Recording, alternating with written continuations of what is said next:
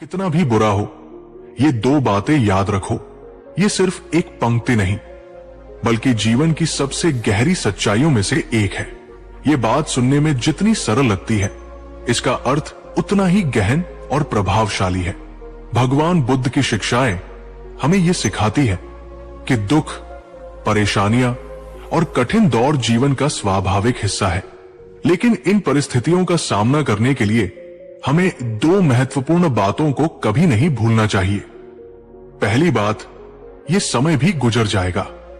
बुद्ध ने अपने शिष्यों को समझाया था कि इस संसार में कुछ भी स्थायी नहीं है, न सुख और न ही दुख। यही विचार हमारे जीवन के सबसे अंधकारमय क्षणों में आशा की एक किरण बन जाता है। जब चारों ओर निराशा छा जाती है, जब रास्ते बंद नजर आते हैं और जब मन टूटने लगता है, तब यह विश्वास कि यह समय भी बीत जाएगा हमें भीतर से मजबूत बना देता है। बुद्ध और किसान की कहानी। एक बार एक किसान भगवान बुद्ध के पास आया। वो दुखी था।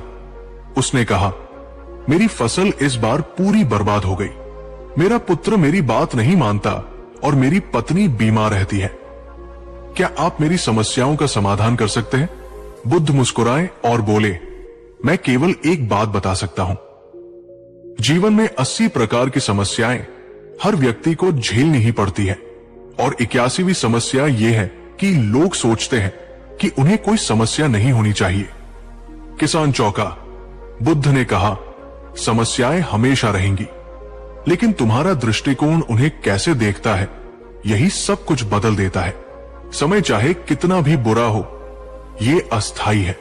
जैसे गर्मी के बाद बरसात आती है, वैसे ही दुहक के बाद सुख का मौसम आता ही है। हमें केवल धैर्य रखना है। दूसरी बात, तुम्हारे अंदर शक्ति है सहने और बदलने की। भगवान बुद्ध ने बार बार ये समझाया कि हमारे भीतर जो आत्मबल है, वही हमें मुक्ति दिलाता है। जब समय खराब होता है, हम अक्सर बाहर समाधान ढूंढते हैं, पर बुद्ध कहते हैं, अब दीपोभव स्वयं दीपक बनो।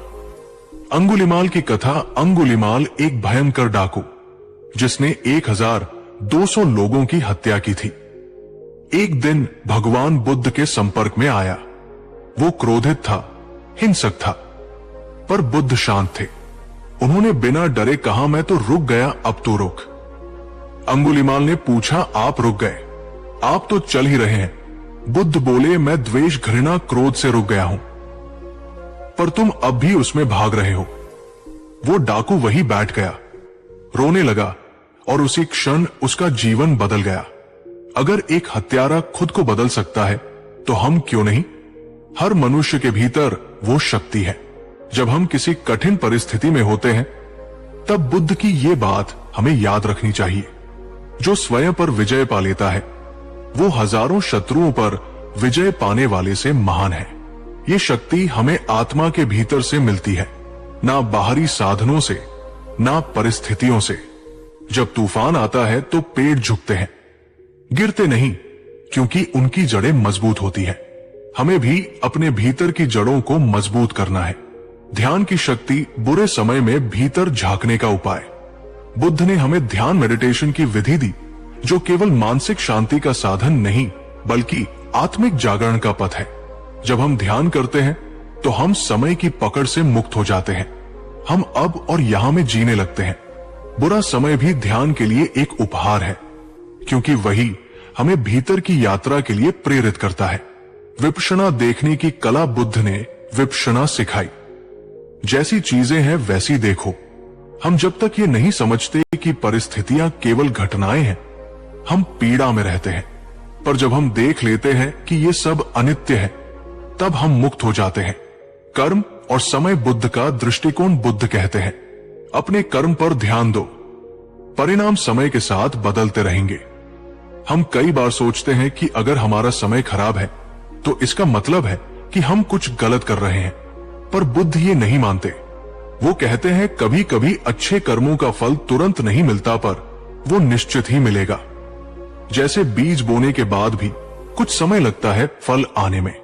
इसलिए जब समय कठिन हो, तब हार मानने की जगह हमें अपने कर्मों को शुद्ध और शांत बनाए रखना है। बुरे समय में कैसे जिए? बुद्ध की 5 शिक्षा प्रणालियां। एक शील आचरण कठिन समय में भी नैतिकता को ना छोड़े, ये आत्मबल को टिकाए रखता है। 2 समाधि ध्यान मानसिक स्थिरता के बिना हम किसी भी समय का सामना नहीं कर सकते। 3 प्रज्ञा बुद्धि, विवेक से कार्य करने की कला ही हमें दिशा देती है। 4 उपेक्षा संभाव, सुख दुख में एक समान दृष्टि रखना ही सच्ची आध्यात्मिकता है। 5 करुणा और मैत्री, कठिन समय में भी दूसरों के लिए प्रेम और करुणा बनाए रखना ही सच्चा बल है। बुद्धत्व हर व्यक्ति की मंजिल।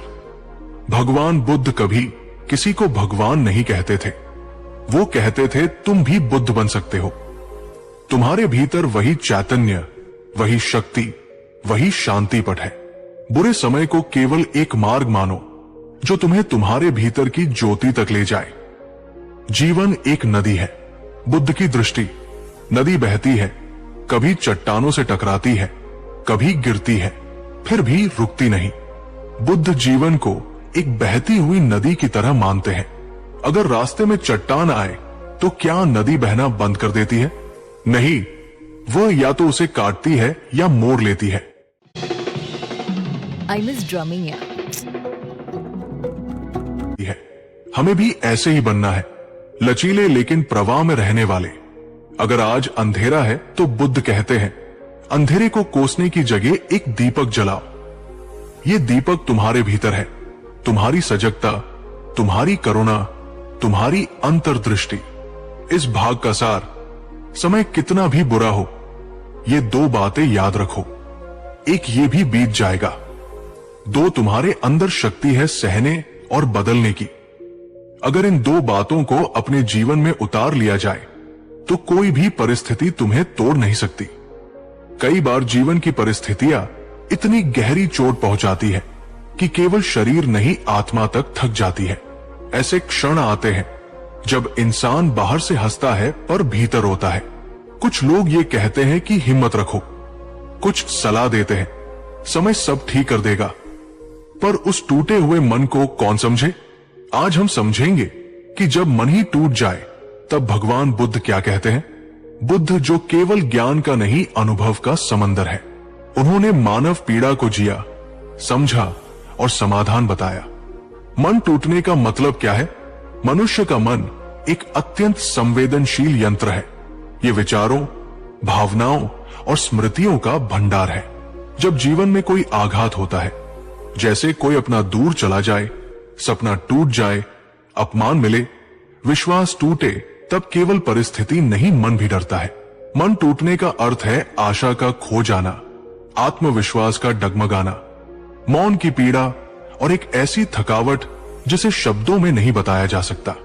बुद्ध ने इसे दुहक के 4 स्तर कहकर समझाया। दुहक साधारण पीड़ा, दुहक पीड़ा के ऊपर पीड़ा विपरिणाम, दुहक सुख का समाप्त हो जाना। संस्कार दुहक जीवन की अस्थिरता का बोध। जब मन टूटता है तो हम 4थे स्तर की पीड़ा से गुजरते हैं। बुद्ध का पहला उत्तर तुम अकेले नहीं हो। सबसे पहली बात जो बुद्ध समझाते हैं वो ये है, तुम्हारे साथ जो हो रहा है वो केवल तुम्हारे साथ नहीं हो रहा, ये मानव जीवन का हिस्सा है। जब हम पीड़ा में होते हैं तो ऐसा लगता है कि सारा ब्रह्मांड हमारे विरुद्ध हो गया है, पर बुद्ध कहते हैं संसार में कोई ऐसा प्राणी नहीं जो दुख से अछूता हो। यह विचार हमें पीड़ा से अलग नहीं करता, पर उस पीड़ा को एक व्यापक परिप्रेक्ष्य में रखता है। संध्या का विस्तार बुद्ध ने कहा, अपने दुख को केवल मेरा मत मानो, देखो कि यही दुख हजारों लोगों का है, फिर तुम उससे चिपकना छोड़ दोगे। जब हम ये समझ लेते हैं कि टूटना भी एक साधारण मानवीय अनुभव है, तो वो हमें तोड़ता नहीं बल्कि जोड़ता है। बुद्ध का दूसरा उत्तर मन को जानो, मन से मत जुड़ो।